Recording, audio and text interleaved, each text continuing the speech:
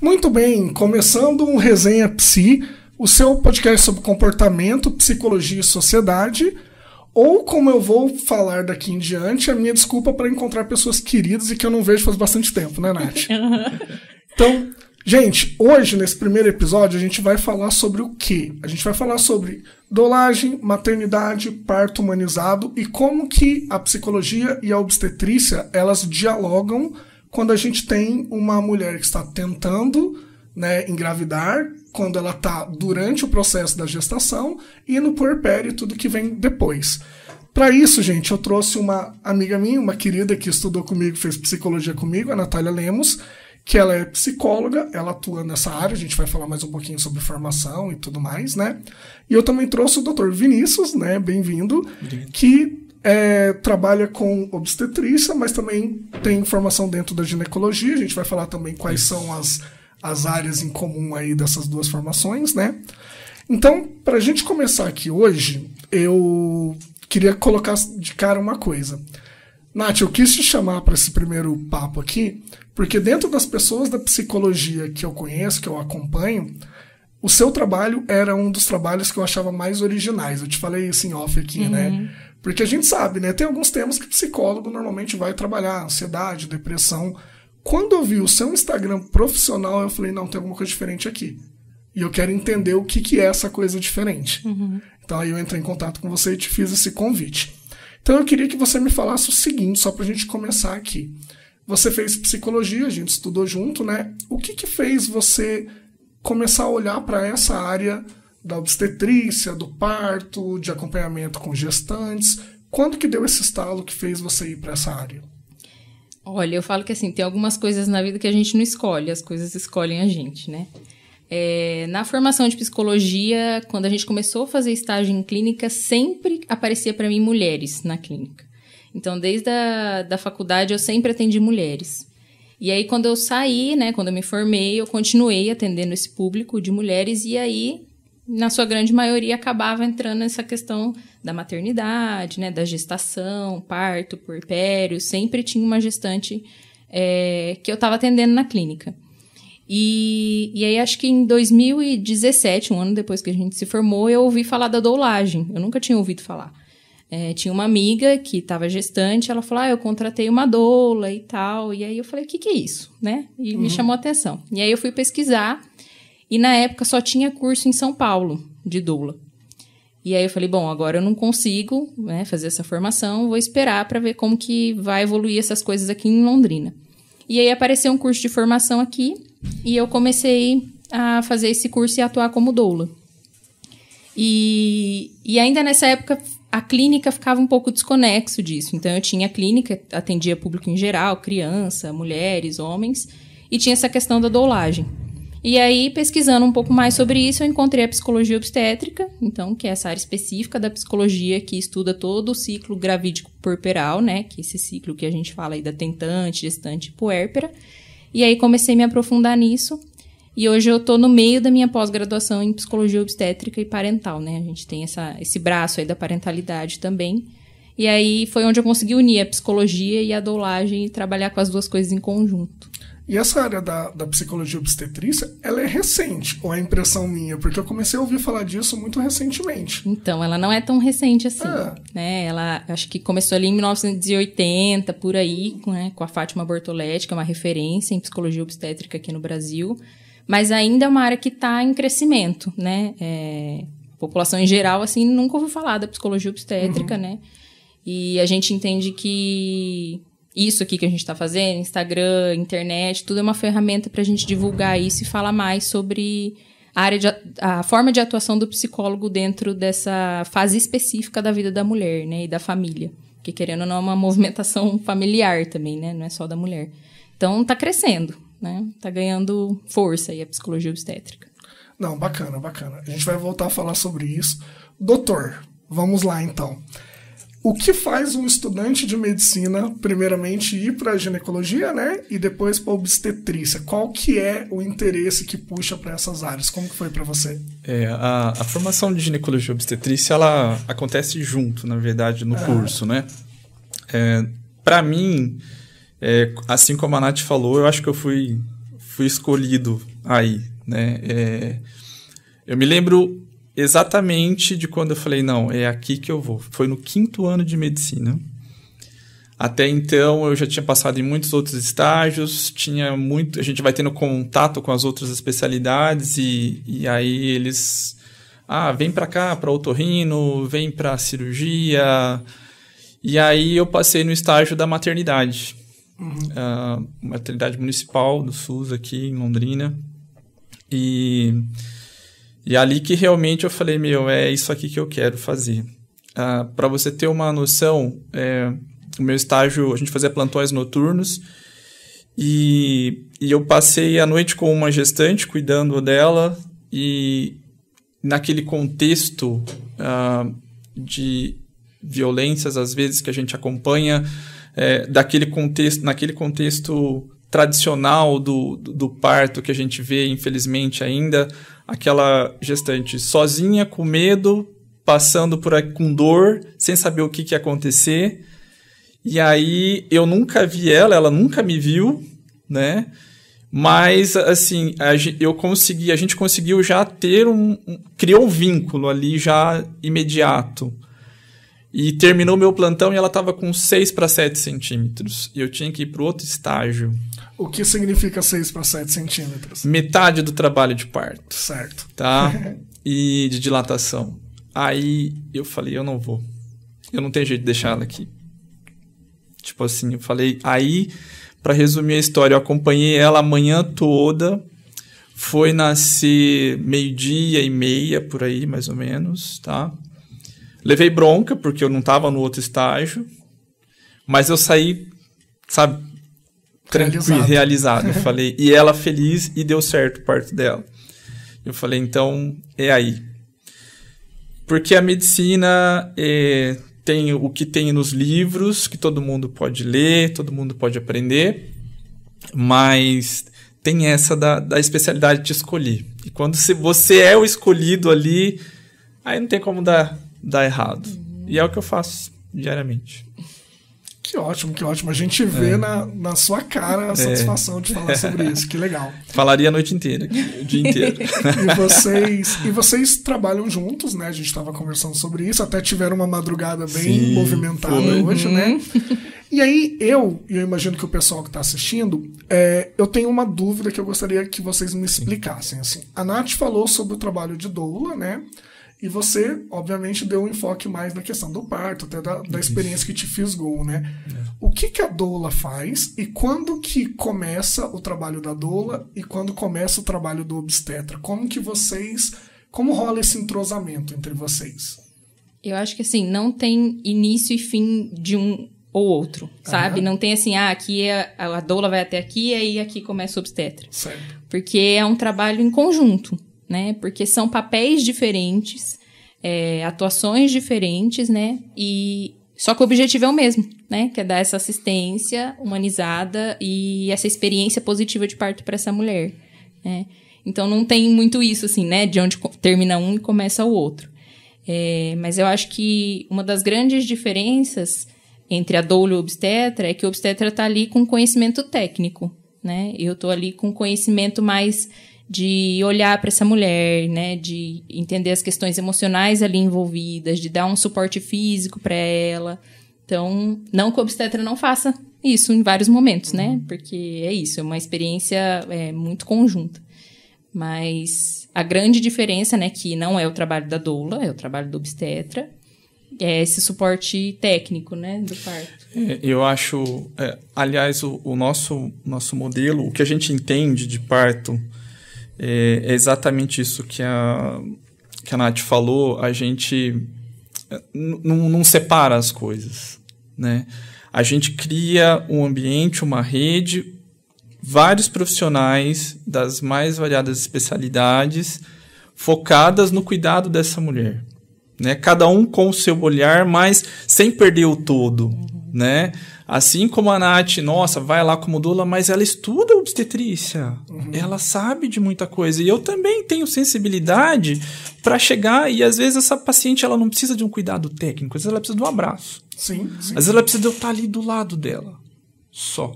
Quantas vezes eu chego num parto, As pessoas às vezes acham que eu vou chegar e vou fazer alguma coisa. Eu vejo, eu leio o ambiente, eu sento ali no cantinho, ponto, não preciso fazer mais nada. Então, e é algo muito individual. E quando você encontra essas pessoas que têm esse mesmo ideal, né? A doula, a enfermeira obstetra, eu falo que a humanização ela vem desde o porteiro, ela deveria vir lá. Sim. Sabe? Então, não precisaríamos dar nem esse nome, como a gente falou, de humanização. É cuidado, gente. Não tem jeito de ser diferente, né? Então, quando aquela mulher que está naquele momento, aquela família que está naquele momento ali, ela tem que olhar para cada um e ela tem que sentir isso. E o resto ela vai fazer. A gente só vai estar ali para uma intercorrência, para dar o apoio que ela precisa. Então, não tem um começo e um final. A gente se mistura todo mundo junto ali para dar o que aquela família precisa naquele momento. Né? Cada um, claro, tem a sua especialidade, né? Mas o olhar é tudo uma coisa só. A gente pode dizer que rola, então, uma rede de amparo, né? Exatamente. Uma equipe que vai amparar. Esse é um conceito muito difícil das vezes as pessoas entenderem. A gente vê colegas médicos que falam, não, se tiver doula, eu não vou no parto. Olha que coisa. E tem pessoas leigas que acham que a doula vai fazer o parto, que ela é a parteira. Né? Então, assim, as pessoas... Por isso que isso aqui que nós estamos fazendo é muito importante. É louvável a atitude, né? Porque é levar informação. É desmistificar um monte de coisa. É o que a gente faz no nosso dia a dia, no nosso consultório. Eu fiz isso acho que umas 3 vezes hoje já. Né? Nas primeiras consultas. Onde a gente vai começar a construir aquilo que a gente vai fazer. Né? Então, é muito interessante a gente pensar dessa maneira... eu amo isso, eu acho que isso é fantástico, assim, porque a gente vê o resultado. A gente sai cansado, né, Nath? Mas extremamente realizado. Nossa, muito. Sabe? Não tem dinheiro que pague isso. Sabe? É algo fantástico.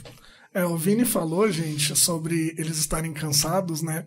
E até contar uma coisa engraçada. Hoje de manhã eu acordei ansioso, porque eu sabia que ia ter a gravação.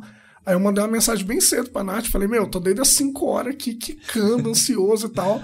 Aí ela falou, então, eu tô desde as 3 com o Vini, porque a gente tá desenrolando um parto aqui. Eu falei, caramba, como o bicho pega mesmo, né? Mas a gente tava falando em off, né, Nath, da questão do parto humanizado, né? Que não era pra ter essa palavra, né? O parto era pra ser inerentemente uma coisa humanizada, né? O Vini estava falando dessa rede de apoio, que eu acho que realmente deve ser dessa forma, porque a mulher está muito sensível e tudo mais, né? Mas a impressão que eu tenho é que não foi sempre assim, né? Quando eu escuto da minha avó, a gente tá falando, né, Nath? Até a parteira tinha um pouco mais de cuidado, muitas vezes. Mas a minha mãe mesmo, eu tava fazendo confissões aqui em off pra eles, né? Minha mãe sofreu e teve que fazer a cesárea e tudo mais, assim. Essa mudança da forma de ver o parto, né, e tudo mais, assim, e na prática, principalmente, né, de ter uma rede e tudo mais, isso não atinge todo mundo, né? A gente só consegue ter esse tipo de apoio se a gente for na rede privada, por exemplo. Como que funciona isso? Porque eu imagino que o SUS, mesmo que quisesse, para dar conta de tudo, é difícil, né? Deixa eu falar um pouquinho. Acho que a gente tem que, pra gente falar disso, a gente tem que entender o contexto do Brasil. Com relação a parto. A gente partiu do 8 ao 80. Tinha, há um tempo atrás, nenhum tipo de assistência de pré-natal, de assistência de parto, para transformar o parto num evento cirúrgico. O Brasil é um país campeão de cesariana. Todo o sistema obstétrico é desenhado para fazer cesariana. SUS e particular. Particular mais que o SUS. O SUS ainda tenta dar uma incentivada, mas ele não dá qualidade. E não é porque não tem dinheiro, não. É porque falta formação. Começar lá no banco da escola. E por que a opção pela cesárea? Desculpa te cortar, mas por que a cesárea? Por que a opção da cesárea? Bom, a cesárea é boa para a maioria dos envolvidos a curto prazo, mas para o mais interessado, ela é a pior coisa. No sentido, a gente dificulta para essa mulher quando a gente tem que operar ela para ela cuidar do bebê dela depois, né? Então a cesariana, assim, ela é muito rápida. Em 20 minutos a gente faz uma cesariana. Meu Deus, que rápido. Eu faço 10 cesarianas num dia, se precisar. Uma atrás da outra. Um parto, olha só, a gente não sabe que dia, quando, que horas, quanto tempo vai durar, né? Então, assim, em termos de organização do serviço, a cesariana é ótima. Você vai lá e agenda um monte de cesárea, nasce todo mundo. É o fast food do parto. E pronto, linha de produção. Então, é bom para o hospital, porque vai girar o centro cirúrgico. É bom para o sistema todo que consegue se organizar, mas é péssimo para aquela mulher que vai ter que cuidar de um neném depois operada. Ela não vai ter um repouso, ela tem um neném para cuidar. Então, eu sempre falo para os meus pacientes, a cesariana, ela precisa ter um motivo. Ela precisa valer a pena. Né? Por quê? Porque vai ser mais difícil a cesariana, né? Agora, com esse sistema todo montado para fazer cesariana, ter parto no Brasil é uma das coisas mais difíceis do mundo. Ter parto com qualidade, né? Com respeito, com qualidade, com segurança. Porque a gente tem que bater num monte de gente. A gente apanha pra caramba, mas a gente bate mais do que apanha, né, Nath? Então, a gente vai aprendendo a lidar com isso.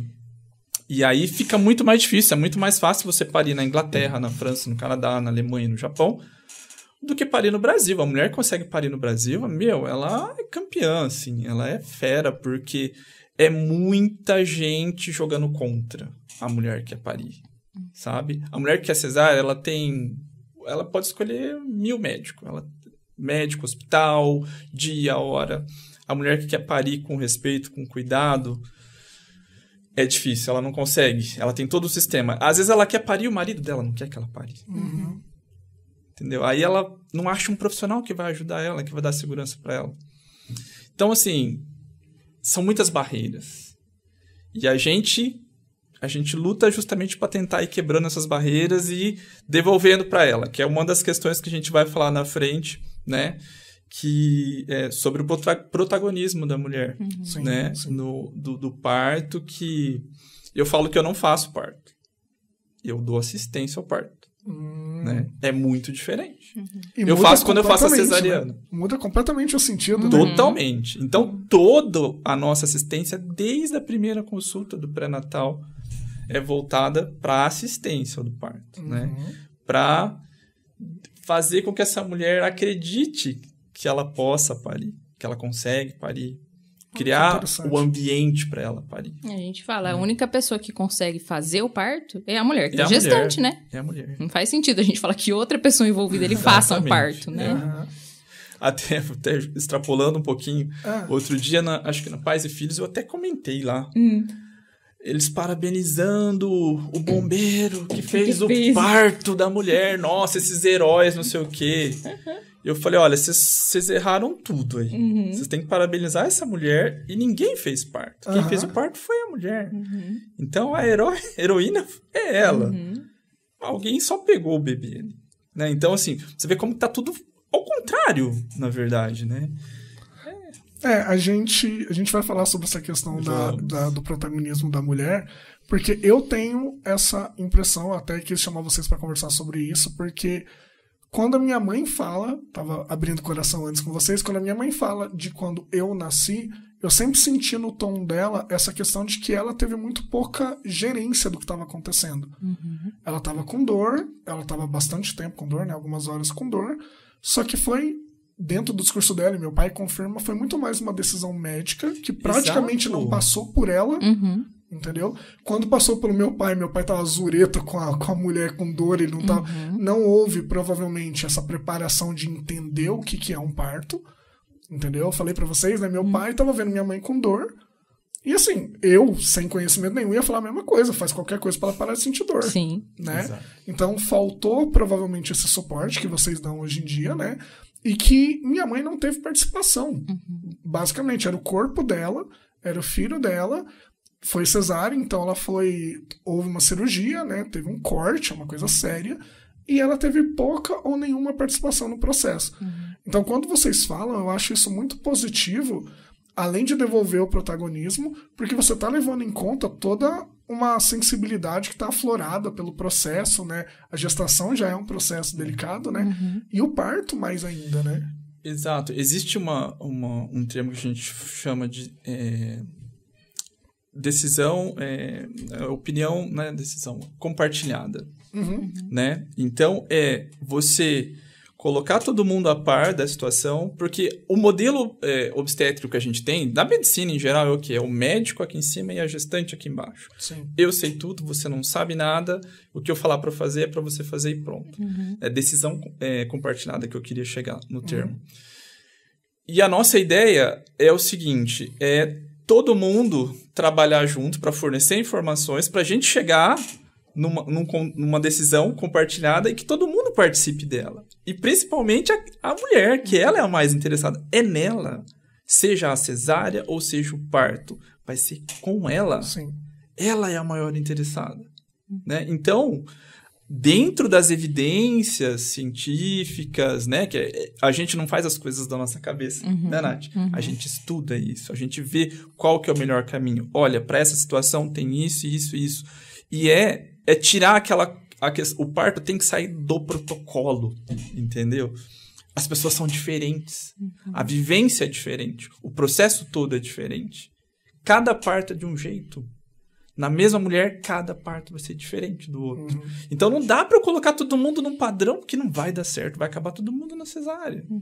Né? Então, nossa, é muito legal discutir isso e entender esse modelo. Né? Então, o que a gente está fazendo, na verdade, é tentar trazer todo esse conhecimento, é tentar mudar esse padrão de assistência. Eu não vou ser menos porque não sou eu que estou decidindo. Entendeu? Agora, tirar isso da cabeça do doutor é difícil. E é muito difícil quando a gente fala também dessa questão muito quadradinha do parto, porque é isso, a gente acaba com a individualidade dessa mulher, a gente não leva em consideração a parte emocional disso. E é aí que a psicologia obstétrica vai entrar, né? Não, eu preciso levar em conta que, às vezes, essa mulher não tem condições de passar por um parto normal. Às vezes, essa mulher não tem condições emocionais de passar por uma cesárea. Qual é a história de vida dessa mulher? Qual é a história de nascimento dessa mulher, né? Como foi o parto dela, quando ela nasceu, né? Quais são as crenças que ela carrega durante a vida dela sobre parto, nascimento, maternidade? Se eu não levo isso em consideração e eu coloco essa mulher dentro de um sistema que faz a mesma coisa com todo mundo, essa mulher chega no puerpério quebrada. Porque ninguém levou em consideração que a mãe dela viveu uma experiência traumática de parto, que ela não queria viver nada similar àquilo, ou que já estava nela, né, uma experiência difícil e ninguém levou em conta aquilo. E aí a gente vê mulheres destruídas no puerpério porque ninguém pensa que não dá para fazer a mesma coisa com todo mundo, né? Exatamente. Então é a individualidade, né? Você tirar desse protocolo e não é que você tem que parir, você quer parir. Entendeu? Agora, do jeito que tá, não. Vai todo mundo para cesárea. Quem quer cesárea, você quer cesárea? Tudo bem, vamos falar da cesárea. Vamos entender da cesárea. A decisão é dela. Mas por que quem quer parir tem que tomar na cabeça? Né? Por que a gente ouve tanta... Por que a gente só privilegia um lado e o outro não? Né? Então, esse é o contexto. E quando a gente fala do papel da doula...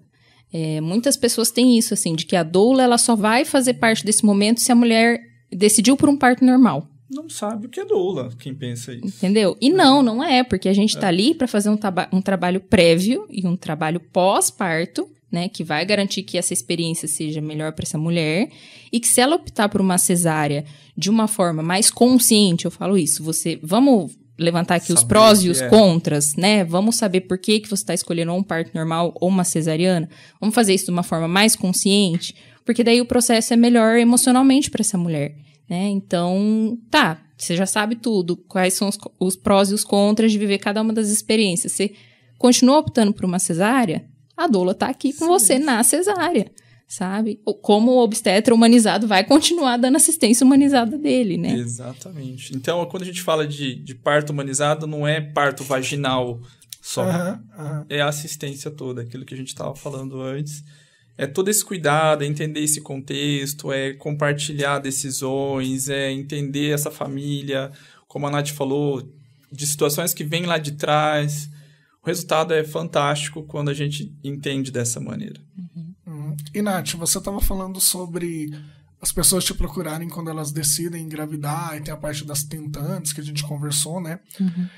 Em que momento as pessoas costumam te procurar, na maior parte do tempo? É quando elas têm a intenção de ter um filho, de engravidar e tudo mais? Ou já é num segundo momento onde elas já estão grávidas? Qual que é a predominância? E qual costuma ser a sua abordagem nos dois casos? Assim, o que a gente faz para quem quer tentar e para quem já está grávida? Quando a gente fala de planejamento familiar, né, a gente tem essa estrutura no Brasil de que as pessoas têm a possibilidade de fazer um planejamento familiar, que é pensar sobre isso. Eu quero ou não quero ter filho? Quando? Como? Qual vai ser a melhor forma, né? Tem toda essa questão. Ainda é muito difícil que as pessoas procurem o meu trabalho quando é para tomar as decisões com relação a isso. Então, ninguém procura uma psicóloga, por exemplo, quando eu decidi engravidar. Vou procurar uma psicóloga para tratar... Não, para tratar, sei lá, meus traumas infantis, minhas dificuldades emocionais. Exatamente, é muito difícil aparecer. O que aparece é a tentante que está há algum tempo tentando engravidar. Ela já decidiu? Isso, decidiu, né, que quer uma gestação, que quer um filho, está tentando engravidar e sem sucesso. Né? E aí ela já vai aí para um segundo momento, que é de investigar uma possível infertilidade, pensar numa FIV, né, que é uma fertilização in vitro. Aí essas mulheres começam a pensar que talvez está muito pesado emocionalmente, vou precisar de um acompanhamento psicológico, né? E a gestante, algumas me procuram assim, sabendo que precisam desse acompanhamento, porque sabem que a gestação é um período denso ali da vida delas, mas em sua grande maioria mulheres que já têm uma história difícil, ou um aborto prévio, ou uma dificuldade ali familiar que sabe que vai precisar dessa ajuda, né, ou alguma intercorrência na gestação, né, talvez uma descoberta de um bebê aí com algum problema, alguma dificuldade, né? Uma gestação difícil. E aí aparece nesses casos. É muito difícil a mulher que tá tudo bonitinho lá, que me procura para fazer o acompanhamento psicológico. Eu, como psicólogo clínico, eu tô acostumado com o formato de sessão, 50 minutos a 1 hora, aquela coisa que até filme aparece e tudo mais. Como que é esse acompanhamento, seja com tentantes ou com as gestantes já, no sentido do seu trabalho com ela? Tem um formato de sessão? Como é que funciona isso? Tem. É o mesmo formato da psicoterapia, na verdade, só que ele vai ter um olhar também de fornecer informações para essa mulher viver essa experiência de uma forma mais integral, né? Então, além de trabalhar as questões ali dela, da família, do momento que ela está vivendo, eu vou trabalhar com ela questões disso. Vamos falar sobre o parto, vamos falar sobre as emoções na gestação, vamos falar sobre a alimentação, vamos falar, né, todas as coisas que estão mudando e vão mudar com essa gestação, né? Vamos falar sobre o puerpério. Tem alguma dificuldade que você enxerga que pode ser difícil lá no seu puerpério? Vamos falar sobre isso, vamos falar sobre a sua história como filha, a sua história como filho, né? Hoje eu atendo só mulheres, mas tem psicólogas obstétricas que atendem homens. Eu ia perguntar também, sobre isso. Porque é isso, é uma experiência familiar, né? Então a gente precisa que todas as pessoas que estão envolvidas nesse processo vivam essa experiência de uma forma positiva e com saúde mental, né? Mas meu enfoque hoje é na mulher. E aí a gente tem esse olhar, assim, de tentar prevenir coisas ali no puerpério, né? Ou mais pra frente, para que a experiência seja mais legal para essa mulher e para a família como um todo. E por questões óbvias eu vou fazer uma pergunta aqui. E o pai? Porque a gente tá falando da mulher, né? A mulher, parto humanizado, devolver o protagonista. E é lógico que a protagonista é a mulher do processo, mas assim, quais são as dificuldades quando a gente precisa trazer o homem para o processo desde antes, durante e depois? Porque assim, eu lembro sempre de um tio meu que fala uma frase assim, que a mulher, ela vira mãe a partir do momento que ela engravida, que na verdade não é assim, a gente sabe que não, e o cara vira pai quando ele pega o neném no colo.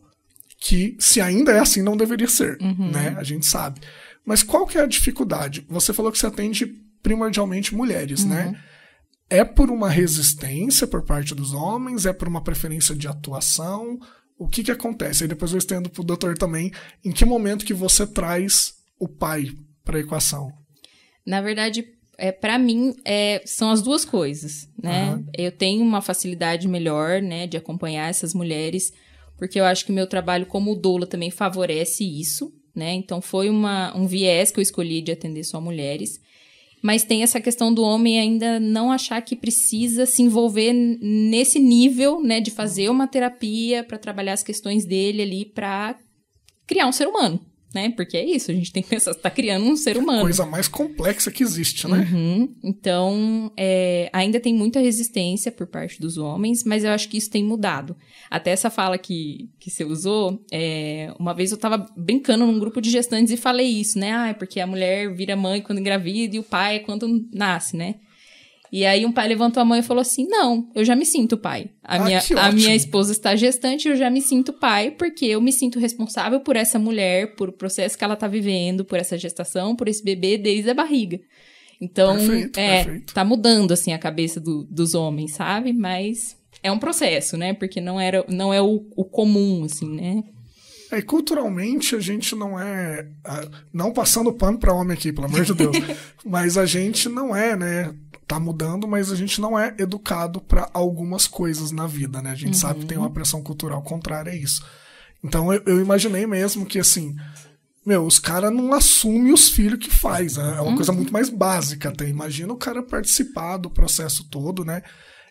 E na parte médica, que horas que aparece esse pai, se aparece, né? Sim. Então, assim, esse foi até um ponto que eu observei e que eu falei, a gente precisa mudar isso na minha assistência, né? Então, a gente tinha, antes da gente mudar um pouco esse enfoque, muito isso. E a mulher, desde a primeira consulta, a gente não via quase o marido lá. E aí, ele aparecia no dia do parto. Que ótimo. A chance de dar certo esse parto era mínima.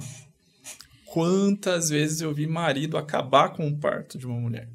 Nossa. Por quê? Porque ele não entendeu nada do processo. Ele não vivenciou nada desse processo. Ele chega lá, vê a mulher dele com dor, gritando, falando que vai morrer. Ele vai ter certeza que ela vai morrer. Ele não entendeu nada. E ele acaba, o que ele vai fazer? Acaba com isso, cesárea e acabou. Meu pai. Estamos falando do meu pai.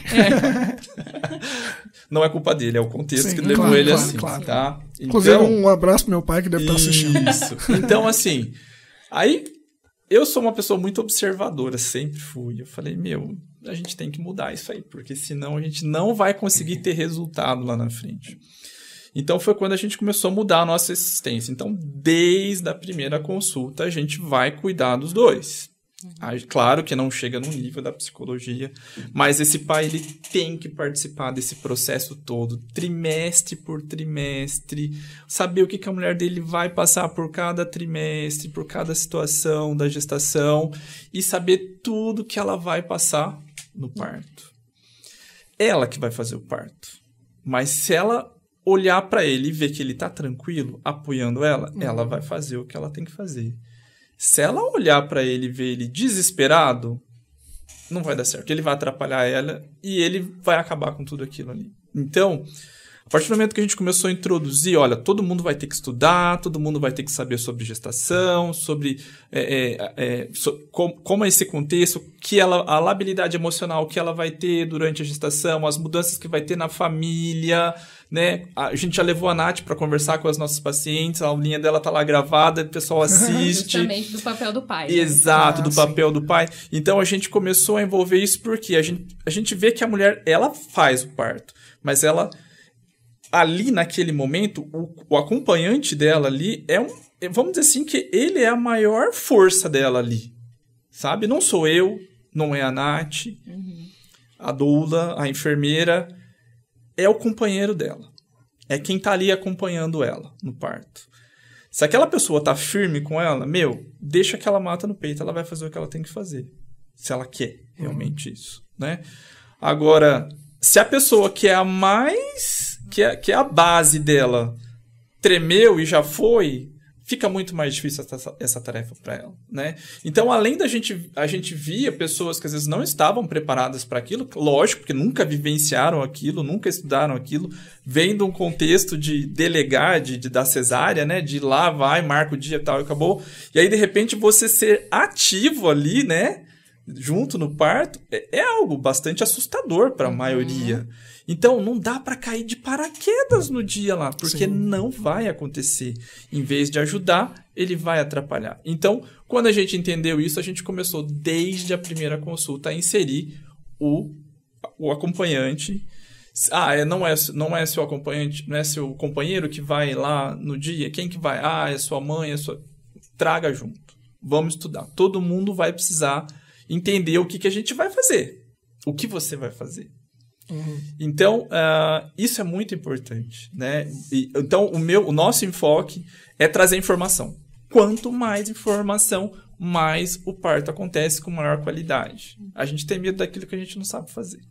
A partir do momento que a gente começa a entender, a gente começa a enxergar aquilo de uma maneira diferente, né? Então, hoje, a gente vê casais ali... muito mais preparados e muito mais tranquilos no momento do parto. Já sabendo que o bebê não vai chorar mesmo na hora que nasce, que a mulher vai ter dor mesmo, que ela vai falar que não aguenta. Que ela Se nascer roxinha é normal, né? É normal, não é que você engoliu água. Né? Eu fui um neném que nasceu roxinho, aí eu tava tirando a dúvida aqui, o pessoal falou, não, mas nasce mesmo. Então eu tô muito mais tranquilo agora. Não ficou nenhum tipo de sequela, imagino. Não, espero. Mas na minha atuação como doula também, eu sempre tento puxar esse pai também trabalhando a história dele. Porque aquela experiência também é dele, né? Ele vai estar ali, né? As emoções dele interferem no processo, né? Como ele vai interpretar tudo aquilo também é muito importante a gente ter esse olhar para o pai. Então... eu sempre tento dar esse enfoque, né, de tipo, vamos conhecer da tua história também, né, como que foi sua história de nascimento, quais são as suas dificuldades em imaginar estar naquele lugar, né, vendo sua mulher com dor, né, e tem pais que falam, o meu limite é, sei lá, não quero ver o parto de frente. E tá tudo bem.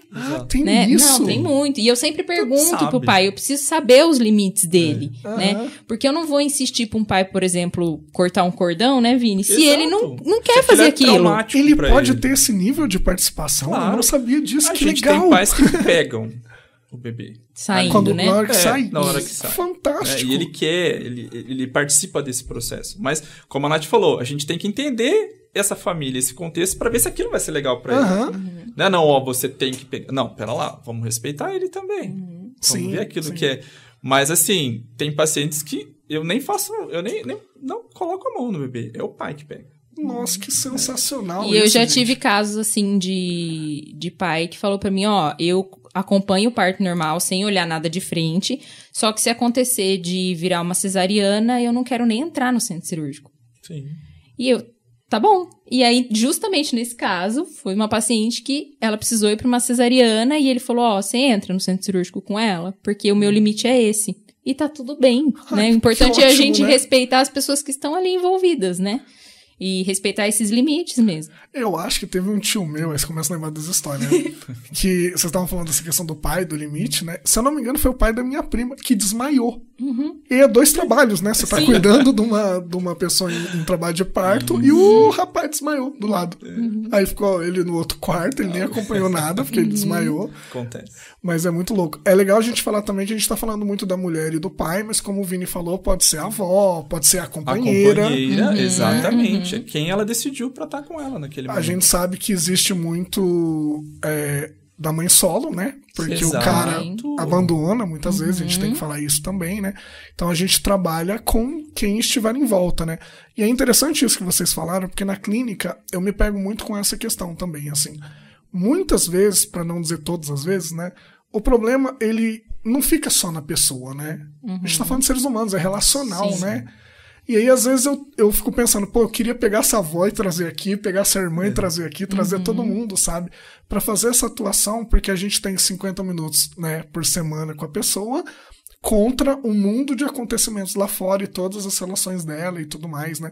Então é legal vocês falarem isso também, porque vocês têm um acompanhamento, mas invariavelmente quem vai estar mais tempo com ela é a família, né? É a rede de apoio que a gente fala, né? Então é interessante lembrar disso, né? A avó, eu tenho uma cliente que eu atendo que ela tá... É até interessante falar isso. Ela chamou uma doula para auxiliar, né, tal. E ela tá tendo muito problema porque a mãe dela discute com a doula. Que é um pouco do que a gente falou em off também. Porque a doula não sabe, porque quando você nasceu eu fiz assim, entendeu? E é lógico, a gente sabe que existe valor desse conhecimento tradicional e tudo mais. Mas a gente tem que levar em conta também, como a gente está falando aqui, que as coisas mudaram, né? Exato. A forma de encarar o parto e tudo mais, essas coisas mudaram, né? Então, assim, eu acho importante a gente sempre bater nesse ponto, assim, existe a rede de amparo, mas a gente tem os profissionais, né? A gente tem que levar em conta. Mas é por isso que eu né? falo dessa grande importância da gente conhecer a história dessa mulher. Porque essa mulher cresceu ouvindo a vida inteira que o parto normal era uma experiência ruim, traumática, porque foi o que a mãe dela viveu e ela cresceu ouvindo. Quem sou eu como doula ou como obstetra que vai virar pra essa mulher e falar, não é ruim. Ela ficou uma vida inteira ouvindo, né, muita coisa. Então, precisa ouvir a história dessa mulher, né, e é um trabalhinho de formiguinha, né, Vini? Você ir, tipo, quebrando esses mitos do parto, né, e trabalhando com essa mulher as expectativas dela, falando pra ela que, bom, essa foi a história da sua mãe, mas não vai ser a sua, né? Você São tem uma pessoas, outra experiência, né? Então, é um trabalho de formiguinha mesmo. Hoje eu falei pra uma mãe... Ela veio com a filha e eu falei, olha, você viveu a sua história, agora ela vai viver a dela. E vai ser diferente. Totalmente diferente. E eu falei, e a gente precisa de você. Sabe? Eu trouxe ela. Né? No final, a gente ficou 50 minutos conversando. A minha primeira consulta é isso aí. A gente conversa. A pessoa vai lá achar que eu vou ficar vendo só exame? Não. O exame é 10 minutos. O restante é conversa. Porque é isso que vai fazer a diferença, né? Então, saiu de lá outra pessoa. Então, a gente tem que trazer as pessoas para esse contexto. E a gestante, primeira gestação, mas eu percebi ela muito forte. Assim, só dela já chegar no meu consultório, então ela já foi muito forte. Porque todo o contexto já não levava ela para lá, né? Então, mas aí você vê que não é culpa dessa mãe. Na verdade, é o contexto que ela viveu, toda essa história, como a Nath está falando. Ela acha que isso é o certo. Ela não viu o outro lado. Então, o nosso papel está justamente, vamos mostrar o outro lado, vamos entender esse contexto, vamos ajustar aqui, né? Bem gostoso. Vamos voltar numa coisa que eu fiquei curioso também. Quando a gente está falando com uma tentante, qual é o trabalho que vocês fazem? Porque assim, vamos colocar uma pessoa que está tentando, eu tenho até um colega, um amigo meu, que ele está tentando há coisa de 7, 8 meses engravidar, e aí eu acho mó bonitinho que ele fala assim, não, nós estamos tentando engravidar. E é isso, né? E ele comentou até comigo essa semana que ele falou assim, cara, eu tenho muito medo de não dar certo, não tanto por mim, porque ele quer, mas é porque é o sonho da mulher dele, da esposa dele. Então assim, como que a gente trabalha expectativa? Porque assim, a gente tem formas, né, de atuar, de facilitar que ela engravide, a questão da ciência e tudo mais, mas garantia a gente não tem, né? Como a gente trabalha com expectativa? Acho que o trabalho com a tentante é esse.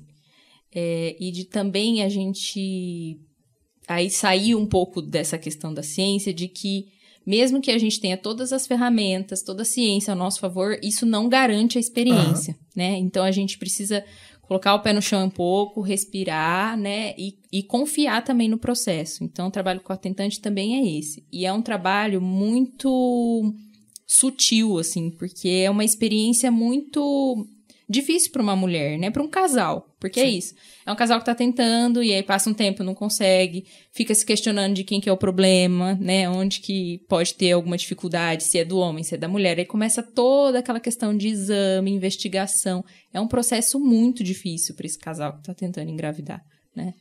Então, aí a gente vai fazendo esse trabalho, assim, de alinhar essas expectativas mesmo com a realidade, né? Porque é isso, a gente tem as fantasias desse casal aí, né? Quando a gente fala de parentalidade, e a gente tem a experiência que eles estão vivendo. Então, é esse processo de ir alinhando uma coisa à outra, sabe? E trabalhando as emoções desse processo, né? A gente precisa falar o quanto esse processo é difícil. Ainda se fala pouco das emoções da tentante, né? Porque parece que a tentante é meio que um submundo, assim, né? A gente não quer falar sobre isso, né? Não quer falar... porque o natural é a mulher engravidar, né? Mas é muito difícil, assim, esse processo, né? Pro casal. Da parte, assim, a gente vê muito a ansiedade. E a paciente, ela chega e ela já traz um calhamaço de exames, assim. Né? O casal chega ali. Então, você já sabe que a história é longa, o grau de ansiedade é muito grande, né? E é muito difícil a tentante, porque ela sempre vai ter uma amiga que engravidou no primeiro mês. Ai, tem isso, né? Sabe? E aí sempre alguém vai vir falar, e cada menstruação é um luto pra ela.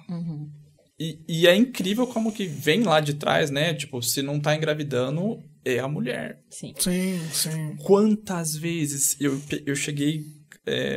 casais que tinha lá, a mulher tinha uma pilha, assim, de exames.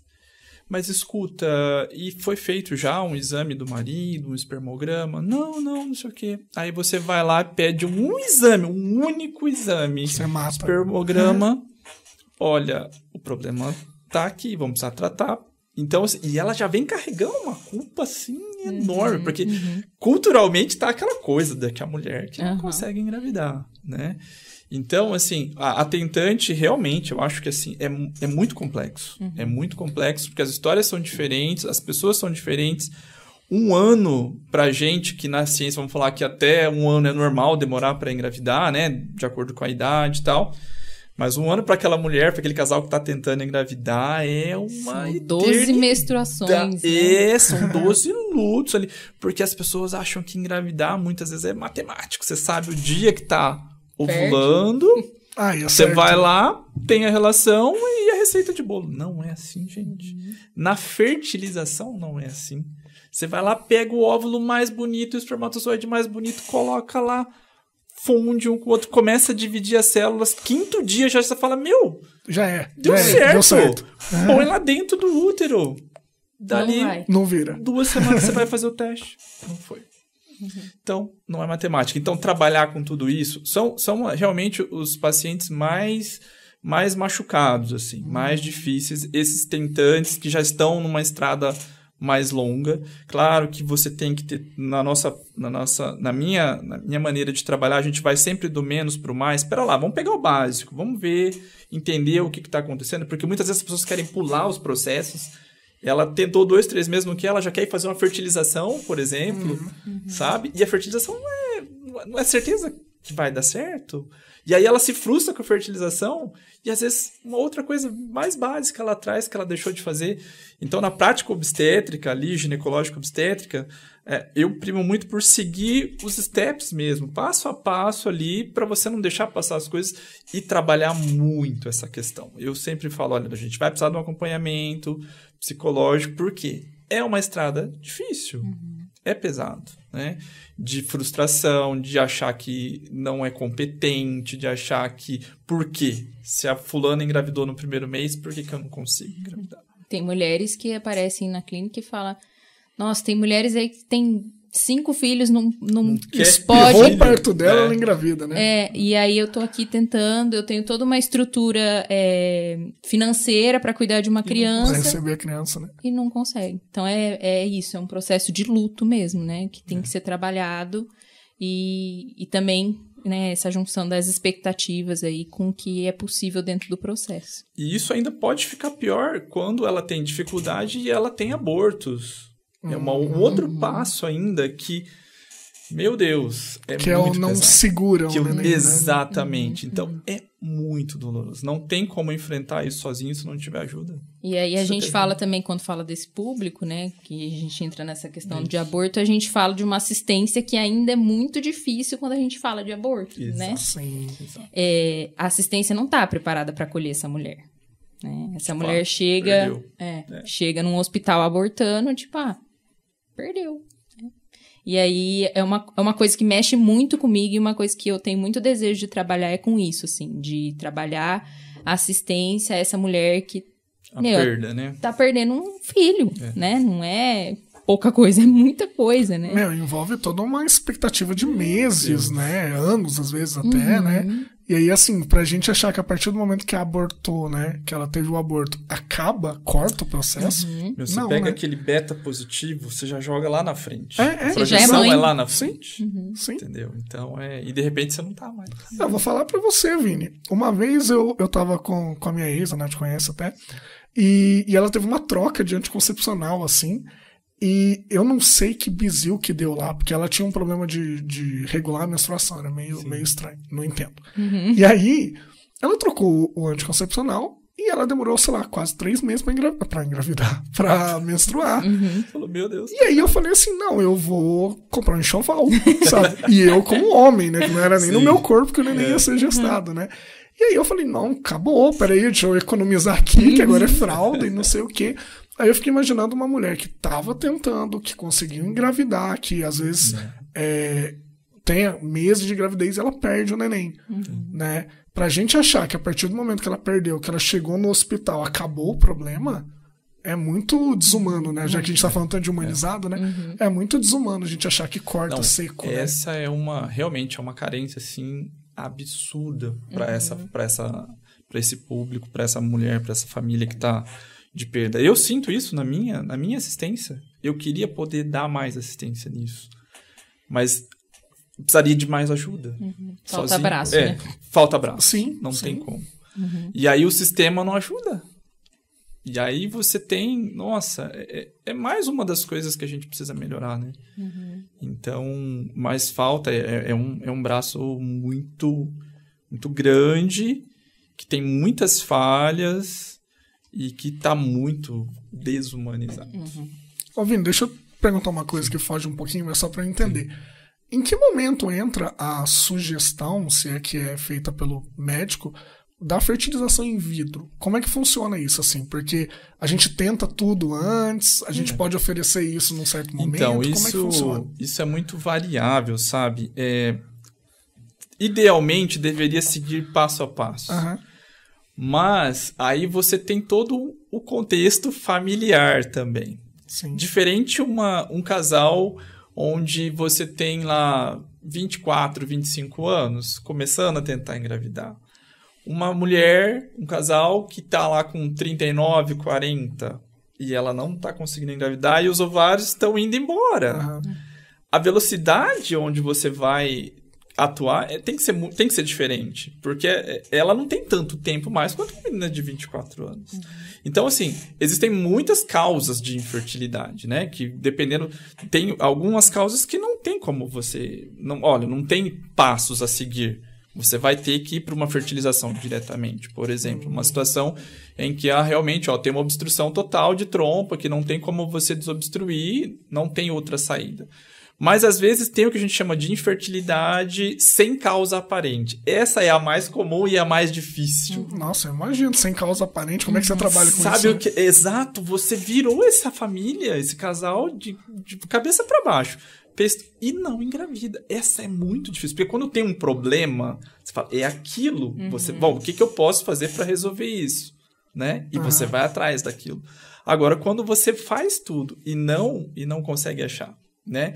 E muita ansiedade de cada um. Tem gente que não tem essa paciência de ficar investigando e tentando. Ela quer ir lá e fazer a fertilização. Só que a fertilização também não é algo que é 100% certeza. Pelo contrário, na verdade, tem mais chance de não dar certo do que dar certo, na maioria das vezes. Tá? Não sabia disso. Verdade, as pessoas acham que, né, vai lá, não é assim. Né? Então, porque, como eu falei, vida não é receita de bolo. Não é junta aqui, isso aqui, pronto, vai dar uma pessoa, né? Então, é bastante complicado esse contexto, porque existem várias causas de infertilidade e tem infertilidade sem causa, que a gente não sabe, né? Então, a gente fala sem causa aparente. Então, então, você vai ver casais que vão realmente seguir passo a passo, vai investigar a mulher, vai investigar o marido, vai fazer coito programado, vai depois partir para uma fertilização. A fertilização a gente considera como nosso último recurso, último passo, né? E tem gente que não tem esse suporte emocional para fazer todos os passos, e ela tem condição financeira, ela vai lá e tenta pular. Só que aquilo é tão pesado quanto. Porque se ela faz, ela acha que aquilo vai... Nossa! Tá garantido. E tem gente que vende isso como se fosse uma coisa... Ah, não. Garantida. E não é. Né? E aí é pesado, porque você fala, meu Deus, eu já tô no último passo e não deu certo.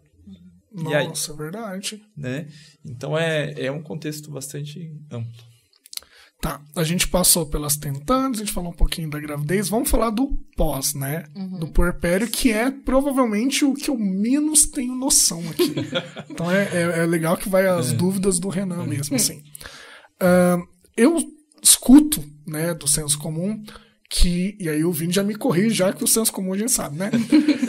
Que a cesárea ela tem uma recuperação um pouco mais lenta, por ser um processo cirúrgico, né?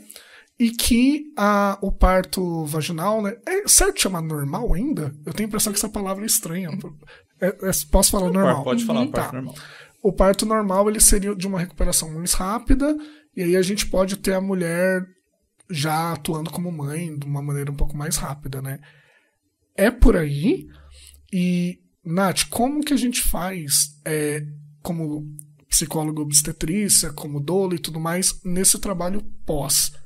Porque, pra mim, fica muito mais claro, assim, a gente tá atuando pra ela conseguir engravidar e o auxílio no parto. O que precisa ser feito depois?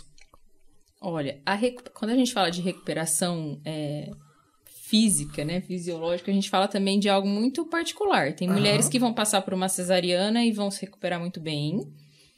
Tem mulheres que vão passar por uma cesariana e vão se recuperar muito mal, né? Com dificuldade ali. E no parto normal isso também acontece. A gente também observa isso, né? É muito particular de cada experiência. Mas eu acho que quando a gente fala de cesárea, e quando essa mulher opta por uma cesárea, eu entendo que ela precisa fortalecer um pouco mais a rede de apoio dela. Porque ela não vai dar conta de fazer as coisas ali nos primeiros dias sozinha. Então, talvez ela precise de um auxílio para tomar o próprio banho, né? Então, ela precisa fortalecer um pouco mais essa rede de apoio para sustentar essa relação mãe-bebê ali. A gente tá falando de quantos dias quando é cesárea? Só para ter uma ideia. Lógico que não é uma regra, né? É muito variável, mas umas 2 semanas, mais ou menos. Pelo menos 15 dias, exatamente. Então, essa mulher aí que vai viver essa experiência ou que escolheu um parto normal e acabou vivendo uma experiência de cesárea, ela precisa fortalecer essa rede de apoio. Porque é isso, você se recuperando de uma cirurgia de grande porte, tendo que cuidar de um bebê e tendo que lidar com uma montanha-russa hormonal, né? Porque acabou a gestação, todos os hormônios estão voltando pro lugar ali e a mulher fica meio conturbada com tudo aquilo. O puerpério é esse período até normalizar, né? Sim, o organismo. Quando a gente fala de puerpério teórico, a gente fala disso, né? De normalizar esses hormônios. Dentro da psicologia, eu não consigo enxergar o puerpério como essa normalização de hormônio, porque eu acho que tem coisas além disso, claro, né? Eu posso ter uma mulher que tem essa estabilização de hormônios, mas que ainda está vivendo uma montanha-russa de emoções, né? Dificuldades ali de vinculação com esse bebê. Então, eu na minha prática, eu não consigo cortar o puerpério numa data, porque eu acho que ela é muito particular, né? Mas eu acho que é importante essa mulher, construir essa rede mesmo, né? Pra viver esses primeiros dias aí de uma forma mais tranquila, sabe? Mas é muito particular mesmo, né? Não tem como a gente saber como essa mulher vai reagir no pós-parto. A cesariana, eu sempre falo o seguinte, um é cirurgia, o outro não. Né? Eu vejo nitidamente isso no meu dia a dia, mas como a Nath falou, eu tenho pacientes que optaram por uma cesariana e ela entra no consultório em 2 semanas que ela parece que não operou, não aconteceu nada. Eu falo, vocês são incríveis mesmo, né? Porque só quem faz, né? A gente como médico que faz a cesariana sabe, é uma grande cirurgia, uma cirurgia bem pesada, porque você vai lá, você abre o útero da mulher, sangra pra caramba, tem todo uma recuperação ali, e aí é um pós-operatório onde você nem vai dormir. Não é um pós-operatório que você vai lá, faz uma cirurgia, você vai deitar, dormir, alguém tomar vai fazer... sopinha. Sopinha, dorme, descansa, assiste um negocinho, todo mundo faz as coisas pra você. Não, você tem um bebê para cuidar. Sim. Que você vai amamentar, que é pesado. Que você vai levantar 10 vezes da sua cama com a barriga cortada para ir ver esse bebê. E é você que tem que ver, na maioria das vezes. Às vezes você não tem essa rede tão bem construída. Né? Gente, né? os pontos, né? De ficar levantando, pegando o neném. Então, assim, eu sempre vejo isso como... É por isso que eu falo que a cesariana tem que valer a pena. Sim, sim. Sabe? Ou tem que ser uma opção muito bem construída, porque vai ser mais difícil. Não tem conversa. Vai ser mais... O parto, por mais pesado que foi, é um cansaço ali, emocional, físico, mas ela recupera muito mais rápido. Ela não operou. Fisicamente, ela não tá machucada. Né? A gente não abriu a barriga dela. Uhum. Né? Então, ela teve uma laceração, teve que dar ponto. Cara, ela nem lembra daquilo ali muito bem no outro dia, porque foi feito para isso. Sim, ali, sabe? Sim. É algo que recupera. Como eu vejo, você vai à cesariana, você vai, faz todo o processo asséptico, todos os cuidados, vira e mexe, dá uma infecçãozinha aqui, abre um pontinho aqui, outro ali. Vaginal não dá infecção, não tem problema. Incrível como que lá, né, vamos dizer assim, teoricamente teria mais chance por causa das bactérias e tal. Faz parte do processo, né? Então, assim, a gente vê muito a paciente que ela teve o parto normal, ela, vamos dizer que fisicamente ela está mais preparada para encarar esse período que vai ser pesado de qualquer maneira, né? Mesmo ela tendo um parto normal ou uma cesariana, é uma das... Eu falo para todos os pacientes, para mim, homem, olhando e vivenciando isso, vivenciar isso em casa, eu acho que é o período mais difícil da mulher ali. É muita coisa acontecendo ao mesmo tempo, né? Ali, no 7º, 10º dia, tem um hormônio que chama prolactina, do leite. Sim. Cara, esse hormônio faz entendeu? Isso falando só de hormônio, tirando o contexto todo que a Nath já falou, né? A serotonina, a dopamina vai lá no pé. Cara, ela nem sabe por que ela tá chorando, a angústia que ela sente, o medo que ela sente. Isso tem uma... Olha, eu cortando, mas é porque veio... Isso tem alguma relação, por exemplo, com o que a gente fala da depressão pós-parto? É nesse momento que o bicho pega? Sim, a depressão pós-parto tem os gatilhos, claro, tem todo um contexto, mas a gente tem muito, no Brasil, por operar muito, pra gente dificultar muito esse puerpério, a gente tem muita depressão pós-parto, né? Então, todo esse contexto. Então, por isso que eu falo que quando a gente vai lá operar, a gente tem que ter um motivo muito bom para isso, porque a gente vai dificultar esse puerpério, sabe? Então, o contexto da depressão com certeza está relacionado com isso também. Claro que tem outros gatilhos, mas assim, a gente está botando um tijolinho ali, sabe? Porque, né, vai juntando as coisas, né? É difícil, com certeza. E a questão hormonal, depois assim, eu sempre falo para elas assim, olha, eu vejo elas 2 a 3 semanas no pós-parto, e depois eu vejo elas novamente 6 meses depois. São pessoas totalmente diferentes. É outra mulher. Né? É outra mulher, né? E aí, só extrapolando um pouquinho o contexto da família, às vezes, até o retorno, o companheiro vem. Aí depois, às vezes, vem no 6º mês. Aí o fulano, como é que tá? Não, doutor, não deu certo. Olha só. Você vê como que... E às vezes, tipo, a relação era totalmente diferente. Você viu no parto todo aquele cuidado e de repente você fala, não, mas como? Pra você ver como que é um período... É uma criança que difícil. surgiu uma pessoa tudo, né? ali... É uma crise, é mais do que exato. Uma crise, né? Então, como a Nath falou, é muito pequeno você falar hormônio. Sim. Sabe? É algo muito mais complexo. É uma mudança estrutural na vida daquelas duas pessoas, senhora. né? E aí, não, doutor... não deu certo e tal. Então, assim, é complicado. Pessoal, pra gente ir encaminhando, eu queria que vocês resumissem da forma técnica ou emocional que vocês quiserem, o que é pra vocês, a gente tá falando sobre parto humanizado, a gente falou muito dessa humanização e de devolver o protagonismo pra mulher, né? O que é pra você, Nath, e depois pro Vini, o que é pra você um parto humanizado? Eu acho que acima de tudo é respeito. Respeito pelo outro. Porque eu acho que não cabe a mim como doula, o Vini como obstetra, decidir alguma coisa sobre a experiência daquela mulher, né? A não ser que é uma decisão tipo, que foge, né, da normalidade ali, né? Que aí o obstetra precisa intervir. Um risco para a mulher, por exemplo. Isso. Mas quando a gente fala de um processo que está acontecendo ali de uma forma redondinha, né? O que a gente precisa prezar é respeito e garantir que essa mulher viva uma experiência positiva, que ela saia daquilo ali sabendo que ela deu o melhor, que a experiência foi o melhor para ela e para o filho dela, porque eu falo, o que toda mãe no mundo quer é que o bebê fique bem. Claro. Né?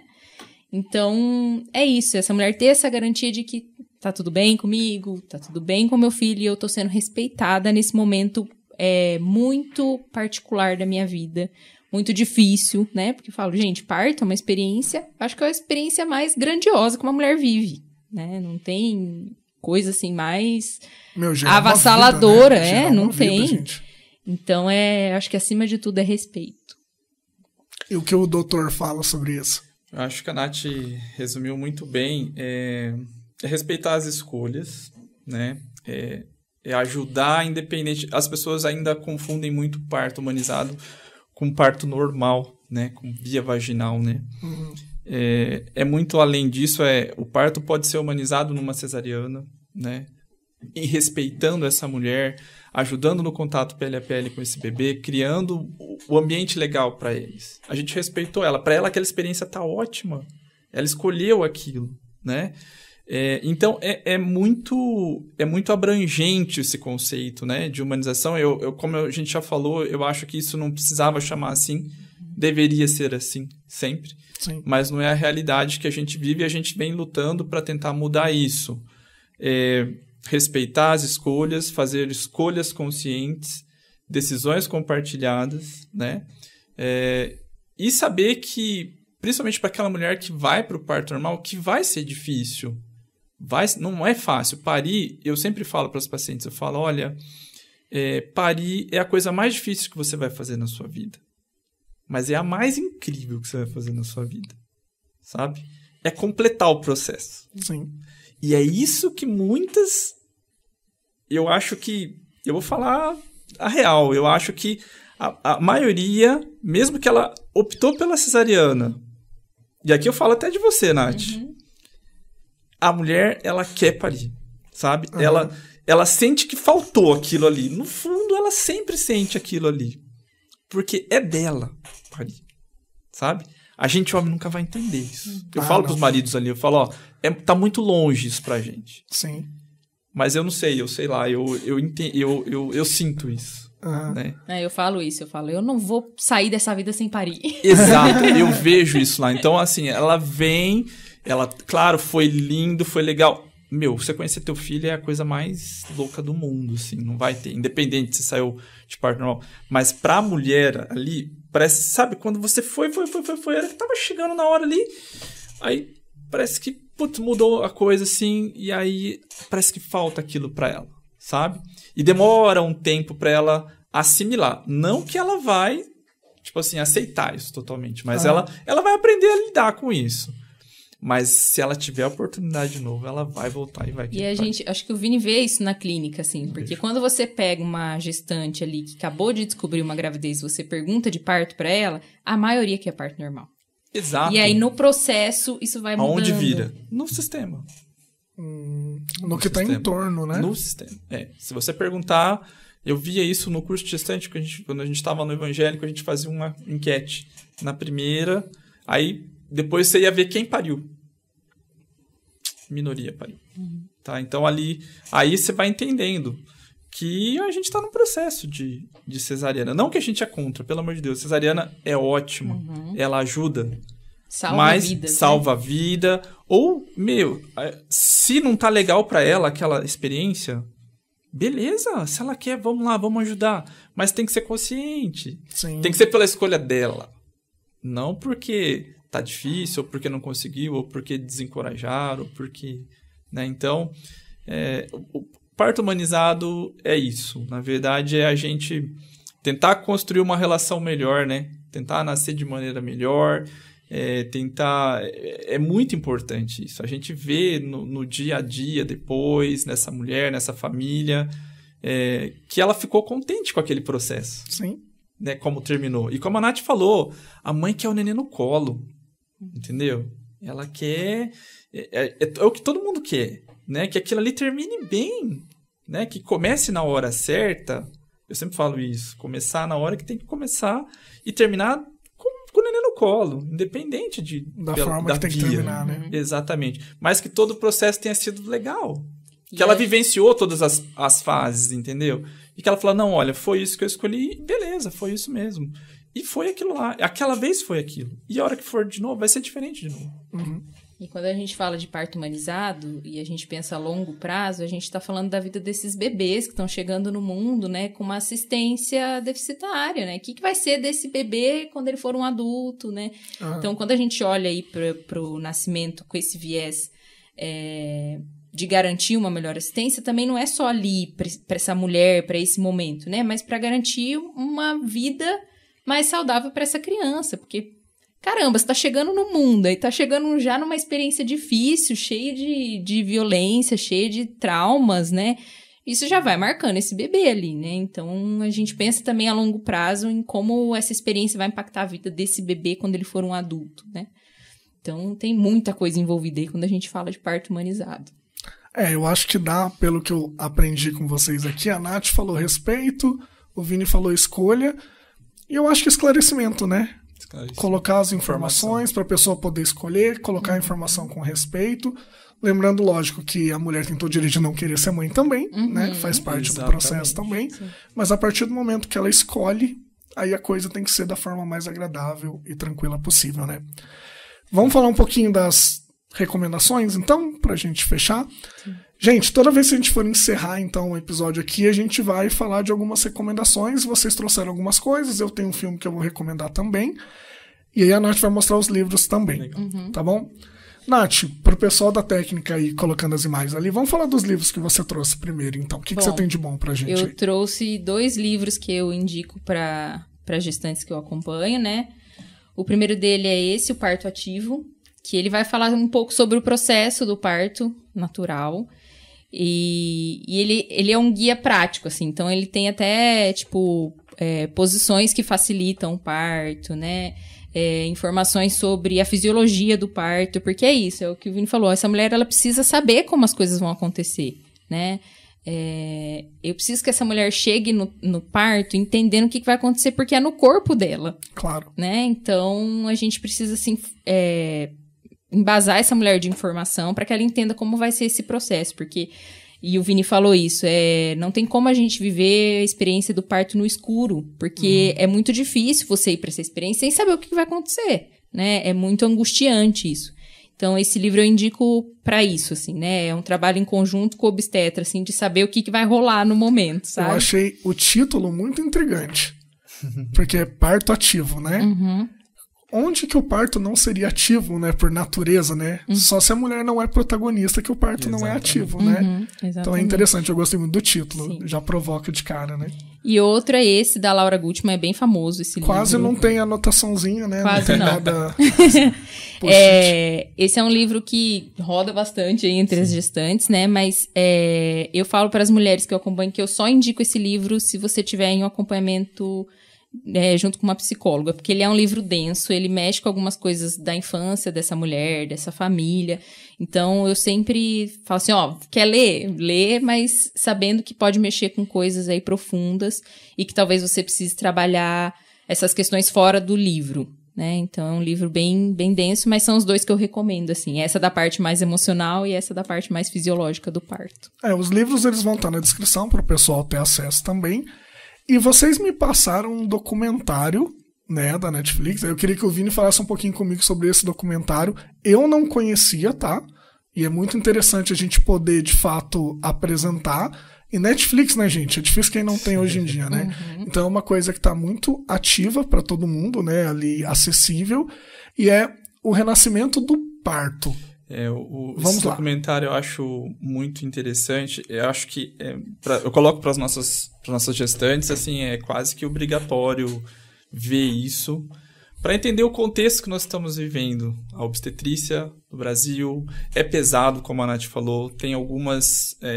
você ver a violência ali, né, de fora, ali, às vezes a pessoa que está ali nem percebeu a violência que ela sofreu. Mas, às vezes, quando você tá de fora olhando, você fala, puxa, isso não foi legal. E depois a pessoa vai vai internalizar isso e ela vai... Às vezes ela começa a responder por situações que ela nem imagina que foi por aquilo que ela sofreu. Mas realmente mostra uma realidade obstétrica bem distorcida, né? Mitos, violência, que eu acho que pega muito essa questão, e também que dá para construir outra realidade, que não precisa ser daquele jeito, né? Então, esse documentário é bastante interessante, para a família, sabe? Não só para gestante, né? Acho que para a humanidade, para né? todo mundo. Todo mundo tem que ver, mundo, sabe? né? Porque te faz pensar. Te faz falar, verdade, porque as pessoas de repente acham que aquilo é normal. Aquilo não é normal. Não precisa ser daquele jeito. Então ele joga na tua cara, assim, sabe? Tem pessoas que falam, nossa, eu não imaginava que realmente, não tinha pensado nisso. Então, e é visual também, né? Então é algo que você pode pegar para... O visual, ele mexe bastante, com né? certeza. Então é aquilo que impacta mesmo. Você vê ali no documentário o relato, né, das mulheres que passaram por aquela situação.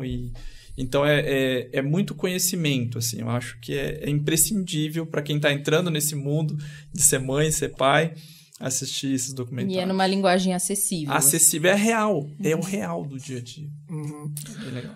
E eu trouxe um filme também, que eu não vou entrar na área específica deles, que eu não entro nessa, né? Mas que é um filme que, pra mim, traz algumas questões de maternidade, lógico que dentro de um contexto muito específico, né? Que eu não vou dar spoilers do filme, mas mostra as dificuldades que uma mãe solo, dentro daquele contexto do filme, tem pra estar lidando com as questões do filho num ambiente restrito ali, né? Que é o Quarto de Jack, que eu esqueci, mas estava na Netflix, eu esqueci de conferir se ainda tá. Mas é um filme muito emocional. Para quem não tá associando, ele foi o primeiro filme que apareceu, né, com indicação para Oscar e tudo mais, com a Brie Larson, que hoje em dia é a Capitã Marvel, né, dos filmes da Marvel. Ela ficou bem famosa, bem conhecida. O garotinho, se eu não me engano, ele ganhou o Oscar por esse filme. Foi por esse filme ou foi pelo filme que ele faz a cirurgia no rosto? Minha memória é péssima, gente. Mas ele apareceu também nesse filme. Então, assim, a atuação dele como uma criança que está presa dentro de um ambiente com a mãe chamou bastante atenção também. E a Brie Larson, ela conseguiu passar uma questão emocional que eu acho que vai falar muito com quem tem filho e passa por uma série de dificuldades, né? De ter que lidar com as demandas e às vezes você não ter as condições ideais para lidar com aquilo, seja materiais, seja financeiras e tudo mais. Então foi um filme que marcou bastante quando ele saiu, então fica a minha recomendação pra galera que quiser se interessar mais, né, sobre o assunto, quiser ir mais atrás, o Quarto de Jack. Beleza? Gente, eu só tenho a agradecer. Eu ficaria mais 3 dias falando com vocês. Com certeza. Inclusive, voltem, porque a gente tem muita coisa pra falar ainda. Tem bastante assunto ainda. Tá bom? Nath, muito obrigado por ter aceitado o convite. Estamos Foi muito bom revê-la depois de uma graduação complicada que nós tivemos, né? Que exigiu bastante da gente, mas fiquei muito feliz de te ver, muito feliz de ver o quanto você tem para contribuir numa área que eu tinha pouco conhecimento, assim, aprendi muito. Obrigado. Imagina, se precisar, estamos aí. Não, vocês vão estar mesmo. Doutor, muito obrigado. É muito, acho que eu vou falar por um monte de gente aqui, é muito satisfatório a gente ver uma pessoa da medicina que muitas vezes é tida como uma área de muita frieza, né? De muita impessoalidade, de distância. E a gente vê você falando sobre os temas que a gente abordou aqui de uma forma muito humana mesmo, muito carinhosa, sabe? Conforme a gente ia conversando, eu via na sua expressão mesmo o quanto você gosta, o quanto você se importa. Então eu queria agradecer por ter aceitado o convite e por ter esclarecido muita coisa pra gente aqui. Muito obrigado. Fico à disposição. Quando precisar, só chamar que a gente, entre um parto, uma assistência e outra, a gente corre pra cá. É sempre uma expectativa ver se o Vini consegue ver, né? Mas é isso então, gente. Pessoal que tá assistindo aí, não se esqueça de se inscrever no canal, dar like aí na nossa jornada aqui sobre maternidade, doulagem, parto humanizado. E conto com vocês no próximo episódio, então. Tchau! Tchau.